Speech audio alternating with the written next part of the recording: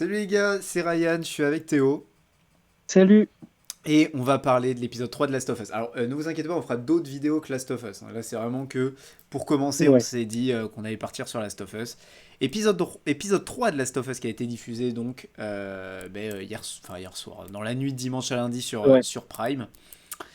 The Last of Us épisode 3, un épisode qui était attendu pour l'introduction du personnage de Bill, qui est un personnage, bon, secondaire, parce que c'est vrai que en fait, tous les personnages de Last of Us, hormis Joel et Ellie, sont secondaires en soi, Ouais. mais un personnage qui est important dans le récit. Last of Us saison 1, épisode 3, un épisode très très très particulier, ouais, sur lequel on va revenir. Déjà, dis-moi ce que t'en as pensé dans sa globalité, sans rentrer dans les détails, vraiment dans la globalité de l'épisode, juste t'as bien aimé, t'as pas aimé. Bah alors j'ai bien aimé. J'ai Merci. vu que Donc, non, non, vas-y. j'ai vu que ça s'enflammait un peu sur Twitter par rapport aux joueurs du jeu parce que l'épisode n'était pas du tout comme le jeu. Donc j'ai regardé l'épisode un peu comme tout le monde puisque tout le monde découvrait vu que personne n'avait jamais vu ça. Et donc j'ai bien aimé. Voilà pour un petit teaser, j'ai bien aimé. Ok. Donc toi, on le rappelle, n'a pas joué au jeu. Ouais, exactement. Moi qui ai joué au jeu, le personnage de Bill, bah, en fait, il m'a pas tant marqué que ça parce qu'il reste pas si longtemps que ça dans le jeu. Et puis le 1, je l'ai fait il y a longtemps aussi. Mhm. Euh, et donc ouais, j'ai clairement été pris à contre-pied parce que c'est la première grosse différence qu'on a entre le jeu et la série. Là, c'est une Ouais, donc, bah, différence qui est attends, moi je majeure. vais poser une question de quelqu'un qui n'a pas joué au jeu. Est-ce qu'il est plus marquant du coup dans la série que dans le jeu? Il est évidemment plus marquant que dans la série parce que Ok. on le voit beaucoup plus longtemps, parce que c'est beaucoup plus touchant, parce qu'on le connaît vraiment, alors que dans le jeu, bah, on n'a que du sous-texte, ou on n'a que, ouais, on n'a que la façade de Ouais. qui est Bill, mais on rentre pas dans les détails. Il faut savoir que dans Last of Us, il y a jamais de flashback. Enfin, il y a des flashbacks dans le 2 concernant le 1, mais voilà, il n'y a pas des flashbacks pré-pandémie. D'accord. Il y a juste un DLC que personnellement j'ai pas fait qui s'appelle voilà. Putain, comment il s'appelle Left Behind, et qui sera un épisode Ok. d'ailleurs avec Storm Reed, que j'attends beaucoup. Storm Reed Mhm. qui était dans Euphoria, qui joue la petite sœur de Zendaya. Ah oui, oui, exactement. Donc ça, j'en ai beaucoup entendu parler de Left Behind comme l'un des meilleurs trucs de Last of Us, et j'ai pas fait le DLC. Parce que Dommage. je suis un rat légendaire. Et Un le rat DLC, horrible. le rat originel, que le DLC coûtait 4,99 et que je me suis certainement dit, ah, c'est trop. Ouais. Euh, je- donc oui, j'attendais beaucoup cet épisode, et mais c'est un épisode. Enfin, j'ai rarement vu ça dans l'histoire des séries télé. J'ai même, je pense, jamais vu ça. Puis C'est-à-dire que il est beaucoup en décalage avec le avec les deux premiers épisodes. ouais, ouais, ça n'a absolument rien à voir. Alors, on a ce début d'épisode. Alors, il n'y a pas de pré-générique hein, pour la première fois dans Last of Us. Ouais. On commence direct avec le générique. Et on a déjà cette petite partie road trip qui commence entre Ellie et Joel. Vous savez que Last of Us, c'est un road trip. Et Oui. il y a cette petite partie road trip qui commence. On commence à se rapprocher entre Ellie et Joel. Il y a Ellie qui va aller découvrir, enfin découvrir j'allais dire un rôdeur, non, un claqueur, mais Ouais. qui est pas encore à l'étape vraiment finale de ce qu'est un claqueur, et qui va, tu vois, inspecter, malgré le danger. Et on sent, tu vois, qu'Ellie, elle a ce besoin-là de De toucher à découvrir. tout, de découvrir. Et il y a ce plan aussi sur Ouais. un Qui avion était la explosé. première image qui avait été postée par Last of Us. Ouais, exactement, la première image qu'on nous avait donnée à l'époque. Et il y a Ellie qui va dire, oh, t'as eu la chance d'aller dans le ciel, t'as eu... Voilà, Ellie Ouais. qui va s'émerveiller de tout. Alors on y reviendra à la fin aussi avec un truc qui m'a trop Oui. touché, mais là je pense que les gens qui n'ont pas joué au jeu commencent à comprendre, dis-moi si ce n'est pas le cas, mais commencent à comprendre le personnage d'Ellie, et, Ouais, ouais, bah oui. et pourquoi elle est si touchante, pourquoi elle nous a tant touché, nous, joueurs. Bah, c'est qu'en fait, elle représente un peu les gens qui jouent et qui regardent la série parce que nous, on connaît pas cet apocalypse et tout. Et donc, elle est un peu l'incarnation des gens qui voient et qui découvrent ça. Mm. Donc on découvre à travers elle, en fait. Exactement, ouais, c'est vraiment ça. Et au-delà de découvrir juste cet univers, on découvre vraiment le monde par les yeux d'Ellie. Et Ouais. c'est ça qui est vraiment intéressant. Il y a des dialogues très cool. Je pense à Joël qui raconte à Ellie comment le virus est arrivé, parce que à l'école d'Ellie, donc qui était dirigée par la Fedra, ben, Mhm. forcément ils n'allaient pas parler de comment le monde s'est Ouais, écroulé. bah, elle dit le gouvernement ne parle pas des échecs du gouvernement. Oui, ça paraît plutôt logique. Ouais. Et il y a ce moment où Joël va dire ah on va passer par là même si ça nous rallonge et tout, et Ellie dit bah non viens on passe par là, et Joël dit non il y a un truc que j'ai pas envie de te montrer, enfin que j'ai pas envie que tu vois. Et bon bah Ellie voilà, c'est Ellie, elle va y aller. Et on va voir en fait plein d'ossements, donc de gens qui ont été tués par la Fedra. Et on a cette transition qui est géniale sur le tissu d'une robe d'une des personnes donc décédées. Et on va revenir avant l'apocalypse. Et là, on va partir sur 45-50 minutes d'épisode où on va rencontrer le personnage de Bill, un survivaliste, extrémiste. Hein, c'est-à-dire, Ouais. c'est vraiment le cliché du gars. Il a un bunker. euh, D'ailleurs, la première scène d'introduction avec lui est très cool, là, avec la musique et où il va faire ses courses un petit peu de survivaliste. J'ai bien aimé cette scène.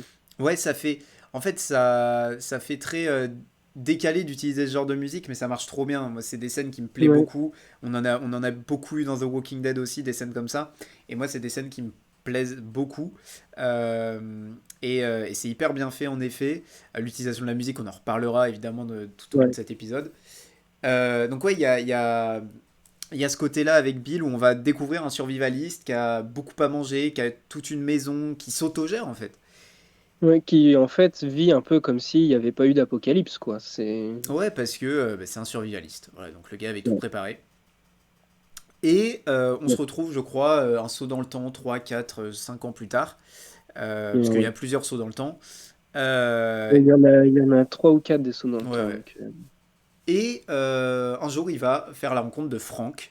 Donc un homme, bon, on sait pas trop d'où il vient. Il dit qu'il a été dans un QG qui a été rasé. Et Bill va se méfier, mais on sent qu'il a vraiment le besoin de contact humain, quoi. ouais. Euh, Parce que on va comprendre dans le personnage de Bill que ce besoin de contact humain, il n'est pas uniquement présent depuis la pandémie, mais bien avant. Ouais. Il y a notamment une phrase où il dit, où Franck, bon, on y reviendra, mais où Franck va lui demander est-ce que t'as déjà fait ça avec quelqu'un. Et Bill va répondre c'était avec une fille il y a très longtemps. Donc on sent que le gars a toujours été seul dans sa vie. Et pour être survivaliste comme ça, Ouais, puis il dit qu'il a toujours été complotiste. Enfin, Franck dit à chaque fois qu'il a ouais. toujours été complotiste, que les attentats du 11 septembre, c'est les nazis, etc. Donc c'est quelqu'un qui était déjà prêt à la fin du monde avant que ça arrive et qui devait pas traîner avec beaucoup de gens, quoi. Et voilà, c'est ça en fait. C'était vraiment. On sent tout ce. On sent toute cette solitude en Bill et le travail de. J'ai peur d'écorcher son. Je crois que c'est Nick Offerman, l'acteur. J'en avais parlé la semaine dernière Oui, parce que c'est ça. c'est. Ouais, c'est Nick Offerman. Ouais. Parce que c'est un acteur que j'aime beaucoup, mais qui est beaucoup plus habitué à des rôles comédie. Et je trouvais que le contre-pied là était vraiment intéressant. Euh, Et le travail de l'acteur est extraordinaire. Le cast d'ailleurs de Bill est parfait, hein, je trouve. Ouais. Il est très touchant et franchement, il est très fort. Ouais. Et même sur la proximité avec le personnage du jeu, la ressemblance, là, franchement, c'est vraiment rien à dire. Ouais. Et il y a ce Franck donc qui va venir partager un dîner à la base, et puis on va voir Bill, enfin Franck qui va être attiré par le piano de Bill, Bill qui va chanter. Être attiré par Franck. Voilà, et les deux hommes vont s'embrasser. euh, et ça va finir dans le lit. Donc c'est là où il y a cette fameuse phrase. Euh, et Franck qui va lui dire écoute, j'ai pas envie que tu crois que je suis une pute qui couche juste pour un repas, donc je vais rester là quelques jours. Et là, ils nous mettent ce plan 3 ans plus tard, donc on comprend que Franck ben voilà, est resté bien plus longtemps Mhm. que quelques jours. Ouais. Euh, et c'est là qu'on commence à comprendre où on va. Et c'est vrai qu'à ce moment-là, je me dis, ok, 3 ans après, bon, est-ce qu'on va rencontrer Joël et... Enfin, est-ce qu'ils vont rencontrer Joël et Tess? Effectivement, ils vont partager un repas avec Joël et Tess. Ouais. Euh, Franck va, comment dire, va faire visiter un peu tout à Tess. On sent que... On sent qu'ils se voient souvent aussi, les deux couples. ouais, ouais, on sent que qu'ils s'apprécient, surtout Franck et Tess. Parce que Joël et Bill, Ouais. eux, tu sens que, Bah, bon... c'est deux survivants qui sont prêts à tout pour survivre, donc ouais. forcément, ils se méfient. Et voilà, on a des scènes qui sont très touchantes, très bien filmées. Il y a notamment une scène qui va être une scène relativement importante où des hommes qu'on suppose être de la Fedra vont venir attaquer le quartier dans lequel Bill et Frank vivent. Sauf que les grillages permettent de les garder en sécurité. Bill, qui va défendre avec le gun, va se prendre une balle au niveau du ventre.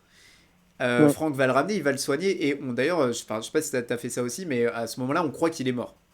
Ouais, moi aussi. Pour moi, il était mort. En fait, j'ai continué à le soigner alors qu'il était déjà mort. Et du coup, j'étais assez surpris. Enfin, tu vas le dire, mais dans la scène d'après, c'était surprenant du coup.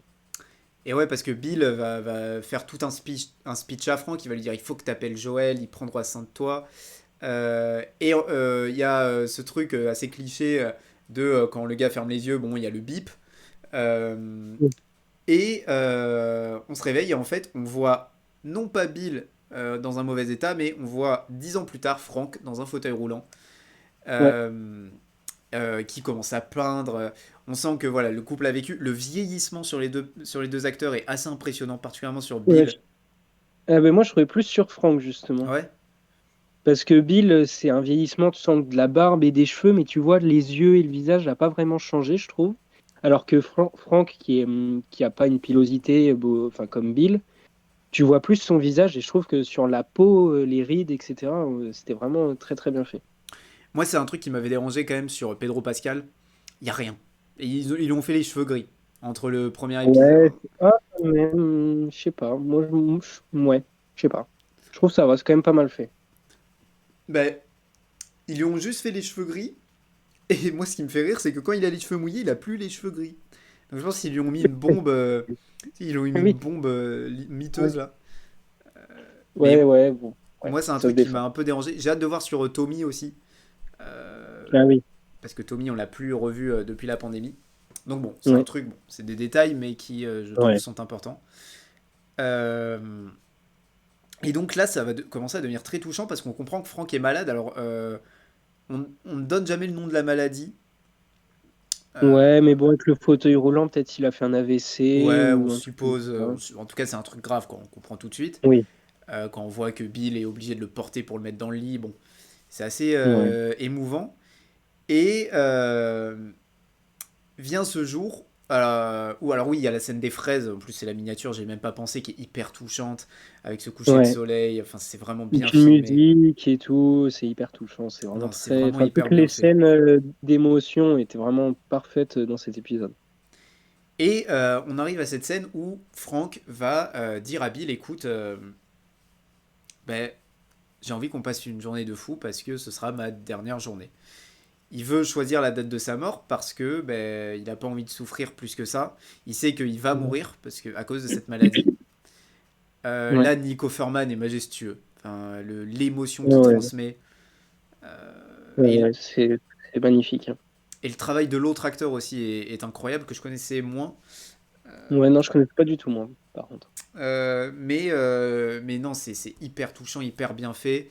Et Bill, qui va accepter, même si on sent que il n'a pas d'autre choix que d'accepter en fait. C'est voilà, c'est la décision de son mari. Et d'ailleurs, c'est ce qu'il va dire. Franck, écoute, aujourd'hui on se marie, tu vas me faire un repas de fou. Et puis à la fin de la journée, tu me mettras cette poche de médicaments dans mon verre. Et puis Ouais. voilà, demain, D'ailleurs, jusqu'à la fin, on se demande si Bill va le faire parce que il est tellement amoureux qu'on se dit il va pas réussir à le faire, ça, c'est hmm. pas possible, quoi. Et donc on a encore une fois ces scènes hyper touchantes. Enfin, c'est vraiment uniquement ça, quoi. Des scènes hyper touchantes, hyper bien filmées, Ouais, avec une musicalité magnifique. ouais. Et on La arrive. scène, leur Vas-y, vas-y. dernier jour là, avec la musique donc The Nature of the Daylight, qui a été déjà utilisée dans plein de films, hein, qui est une composition quand même connue, mais avec la scène en fond, le mariage, etc. C'est vraiment, pour moi, c'est la meilleure scène de l'épisode. Non, franchement, c'était. Comme tu dis, il y a en fait, la musicalité, on sait que c'est hyper important dans Last of Us. En plus, on a rajouté le fait de voir Bill jouer du piano, qui n'est pas du tout le cas dans les jeux Ouais. vidéo. Donc, on apporte encore l'importance de la musique dans Last of Us. Et ça le deviendra, vous verrez, par la suite entre Joel et Ellie. Et donc, ouais, ça aussi, c'est ce genre de truc où c'est les petits trucs simples de la vie qui deviennent importants. La musique, Mm. tu vois, juste la scène des fraises, Ouais. ces petits trucs, tu vois, moi, c'est un truc qui m'a vraiment, vraiment, vraiment marqué. C'est dans cette Ouais, ouais, simplicité-là. c'est hyper, hyper fort, quoi. C'est des messages très, très, très forts. Bill et Frank donc, qui se retrouvent à la fin de la journée à ce repas.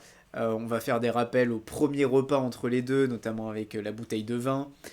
Et Mhm. Et c'est le même repas, d'ailleurs.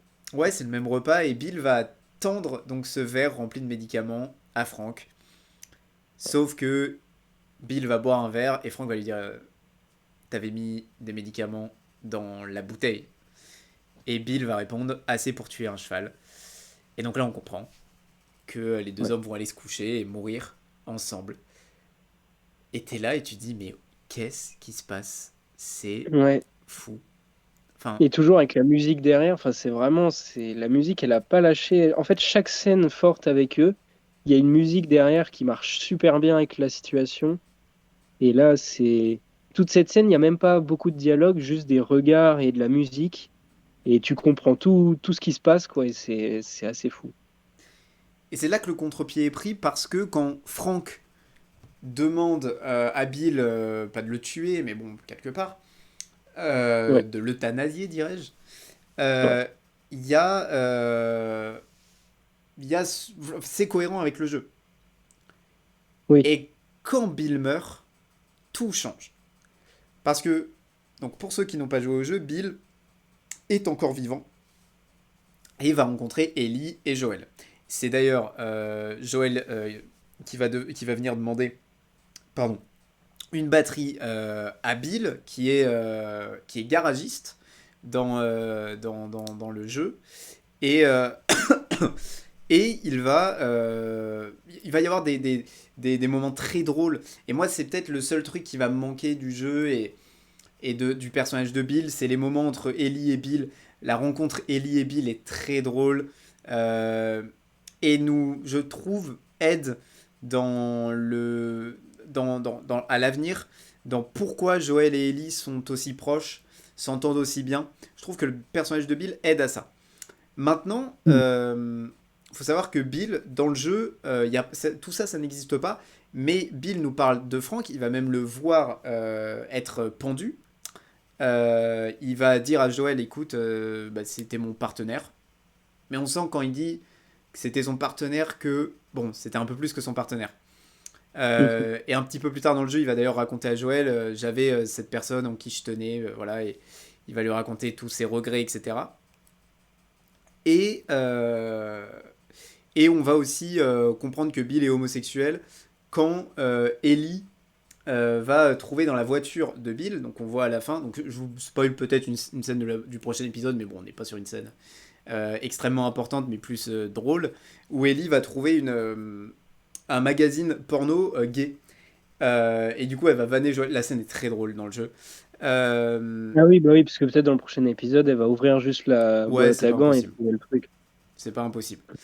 Maintenant, Bill dans le jeu est vraiment beaucoup plus vulgaire, brut, alors que là, on a quelqu'un de très touchant, etc.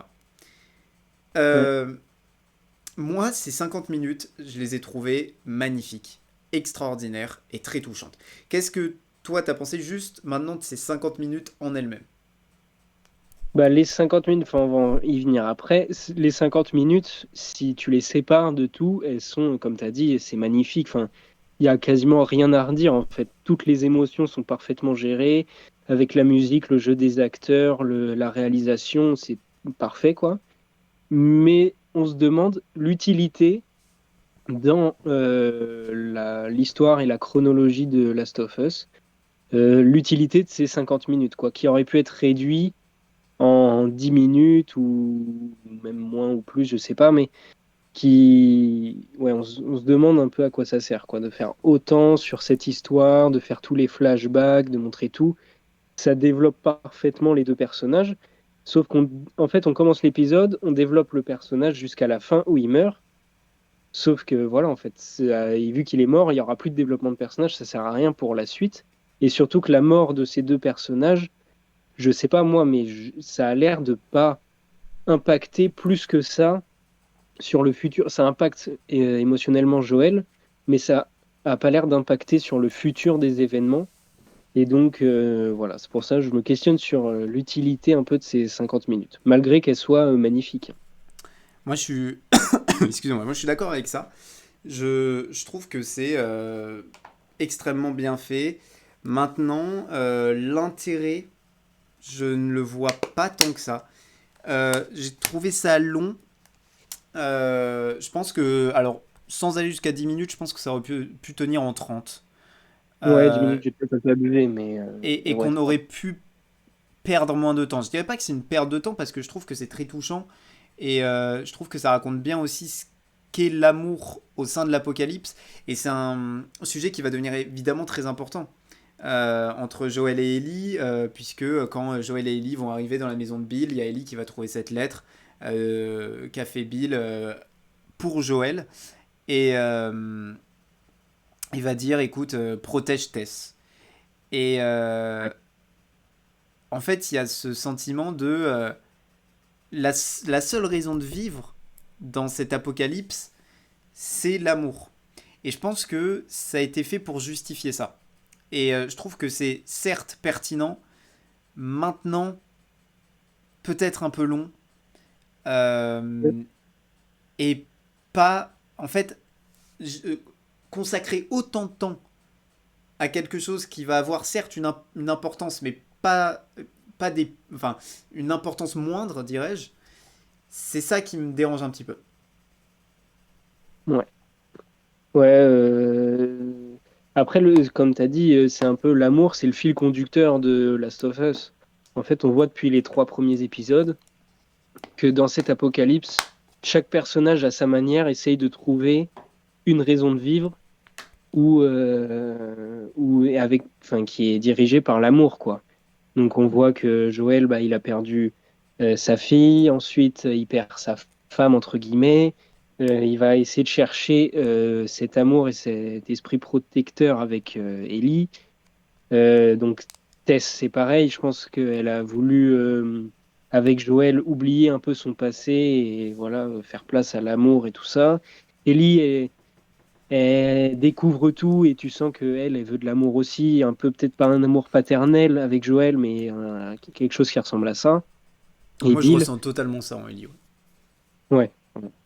Et Bill, pareil, qui est d'allure solitaire et qui l'est d'ailleurs, mais dès qu'il rencontre Frank, il dit d'ailleurs dans l'épisode, il dit avant j'avais plus peur, enfin j'avais pas peur, et maintenant j'ai peur parce que j'ai quelqu'un en qui je tiens. Et, euh, et donc ça, c'est tout le truc de Bill qui en fait se trouve une raison de vivre avec Frank. Et donc pour l'instant, dans cette série, c'est le fil conducteur et ce qui tient les personnages en vie, ou ce qui leur donne un combat, c'est l'amour, quoi. Ouais, non, c'est exactement ça, et c'est pour ça que je trouve que c'est pertinent. Mais comme je disais, ouais, j'aurais, j'aurais aimé que ce soit quand même un peu plus court. Maintenant, sinon, enfin, c'est tellement bien exécuté que qu'est-ce que tu veux dire, quoi. Mais on peut pas critiquer, même si c'est pas très utile, on peut pas critiquer, quoi. Ouais, c'est C'est ça. Ouais. tellement bien fait, on va pas critiquer quelque chose qui est parfait, quoi. Donc, Et j'ai adoré la fin d'épisode, justement, avec Joël et Ellie. Joël qui va fixer des règles à Ellie, qui va dire si tu veux venir avec moi, si tu veux que je t'emmène dans ce labo, voici les règles. Ellie va les appliquer. Et enfin, va les appliquer. Bon, voilà, ça ouais. reste Ellie. Ils arrivent dans la voiture de Bill et Ellie qui commence à toucher à tout. Et il y a cette phrase géniale où Joël lui dit c'est la première fois que tu montes dans une voiture et Ellie dit putain, j'ai l'impression d'être dans un vaisseau spatial. Alors, si vous avez joué à Last of Us 2 et quand vous entendez vaisseau spatial, je pense que ça vous dit des choses parce que Ellie est passionnée de l'astronomie. Hein, on l'a compris quand elle dit putain, t'as pu voler dans le ciel, là, ça. Voilà, Ouais. juste le fait qu'elle s'émerveille d'une voiture, enfin, c'est génial. Moi, quand Joël lui dit mets ta ceinture et qu'elle dit quoi, Seabird, c'est quoi? Et que Joël lui met la ceinture, enfin, je trouve Ouais. que il y a tellement de choses à la fois dans le non-dit et dans qui passent par l'humour avec Joël qui va mettre, enfin non, Ellie qui va mettre une cassette, Joël qui lui demande si elle connaît, alors qu'évidemment Ellie va pas connaître Mm. ce qu'on lui met. Moi, la scène de la voiture à la fin, j'ai trouvé géniale Ouais. et hyper touchante aussi avec la musique. Alors je sais plus à quel moment on passe aussi à un thème de Gustavo Santaolalla, mais je crois que c'est à la fin, ouais. Je Qui, sais plus, je pourrais pas te dire. mais ça fait toujours plaisir d'entendre les notes de Gustavo Santaolalla voilà, qui est beaucoup trop fort. Cette fin d'épisode, j'ai pas de suite de phrase, hein, vas-y. Vraiment, je me suis arrêté au milieu, j'ai dit je continuerai pas. T'es lancé dans un truc, tu savais pas où t'allais. Et du coup, t'as pensé quoi de cette fin d'épisode? Ah, bah ouais, j'avais dit la semaine dernière qu'on allait se lancer dans l'aventure et tout. Bon, en fait, bah, on a eu un épisode de 50 minutes sur Bill et Frank. Du coup, bah là, on va se lancer dans l'aventure, j'imagine. Parce que là, bah, du coup, ils sont en voiture, donc ils ont un moyen de déplacement beaucoup plus pratique. Et puis, bah, on sent que ça commence à se rapprocher de son frère, à Joël. Donc, on sent que les choses vont s'accélérer et que voilà, que ça va être très, très, très bien. Et d'ailleurs, ce que je voulais dire, c'est que pour la première fois dans cet épisode, on voit Joël qui commence à se rapprocher un peu plus d'Ellie. Bon, voilà, toujours en étant Joël, hein. Beaucoup par Mais l'humour. ouais, et puis tu sens qu'il cède plus de choses, alors que dans les derniers épisodes, c'était non, non, je fais pas ce que tu dis, enfin, et tu fais ce que je dis, machin. Là, quand il lui dit au début, on va passer par la forêt, et qu'elle lui dit non, Ouais. il la suit. Alors que dans les derniers épisodes, je pense qu'il l'aurait attrapé par le bras et il aurait dit de lui de le suivre. Et puis je pense qu'il retrouve Donc, beaucoup de sa fille dans l'humour, on l'a vu, hein, et ça aussi je trouve ça pertinent, justement d'avoir mis ces 30 premières minutes qui n'existent pas dans le jeu. On a vu tout l'humour de sa fille, et que ouais, tout passait par l'humour, etc. Et que là, je pense qu'il retrouve beaucoup de Sarah en Ellie aussi. ouais, Et je pense que forcément, bon ben, ça doit le toucher. ouais. Voilà pour cet épisode 3. Alors on dira pas ce qui se passe dans l'épisode d'après, parce que de toute façon je sais même pas ce qui se passera, même si bon, je suppose ayant joué au jeu, mais j'ai pas envie de savoir, parce qu'il y a des gars, frérot, ils font tout le résumé de l'épisode, frère, laisse-nous respirer. Laisse-nous regarder l'épisode tranquille. Donc nous on se retrouve la semaine prochaine pour reparler de The Last of Us. On se retrouve peut-être dans la semaine pour une vidéo qui n'a rien à voir cette fois-ci avec The Last of Us. Ben voilà, c'était cool. Très bon épisode. Ouais, Et surprenant, très très surprenant. Et premier énorme contre-pied pardon, avec le jeu vidéo. autre pressing. Voilà, ouais, ouais, je pars sur un autre mot. Euh, voilà en tout cas, nous on se retrouve la semaine prochaine pour reparler de Last of Us. Merci à toi Théo. Mais N'hésitez merci à toi. pas à vous abonner. Évidemment, on est déjà 5 sur la chaîne. Bientôt 7. Bye.